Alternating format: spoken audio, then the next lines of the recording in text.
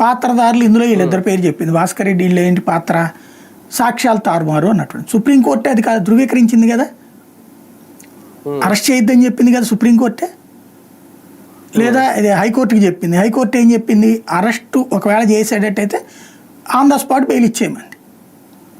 Arrest దాంట్లో చూపెట్టేటట్టు on the spot bail ఇచ్చేశారు అతనికి, అయిపోయింది కదా. ఇంకా అక్కడ నిజంగా అతను కనుక ఇదైతే కనుక అసలు అట్టంటోడు బయట తిరగడానికి వీలేదంటదిగా కోర్టు.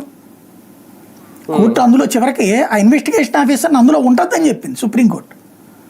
చివరికి వీళ్ళు ఇంకో ప్యానల్ ఇచ్చారు, అందులో హెడ్గా వేరే పేరు పెట్టి ఇతన్ని కూడా అందులో పెట్టారు, రామ్ సింగ్ని పెడితే అసలు అతను ఉండటానికే వీల్లేదని చెప్పింది కోర్టు. అతను ఉండటానికే వీల్లేదని చెప్పింది.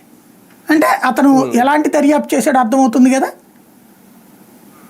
అతను దర్యాప్తు ఇప్పుడు ఒక అధికారిని దర్యాప్తు పూర్తి చేసేసిందండి.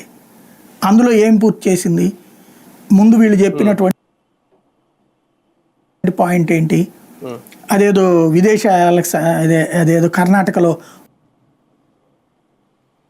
నిధులకు సంబంధించినటువంటి ఇష్యూ అన్నారు. కరెక్టే, అది అక్కడ ఆస్తులు ఎవడదో సివిల్ సెటిల్మెంట్ తేలింది. దాంతో అప్పుడు కొంత అప్పు చేశాడు వివేకానంద రెడ్డి. ఆ అప్పు ఇచ్చిన వాళ్ళు అతను పక్కన తిరుగుతున్నటువంటి వాళ్ళే ఇన్వెస్టిగేషన్లో తేలింది అది. ఆ తర్వాత ఆవురావురమంటున్నటువంటి డబ్బుల కోసం, ఎందుకని కుటుంబ సభ్యులు డబ్బులు ఇవ్వట్లేదు అతనికి.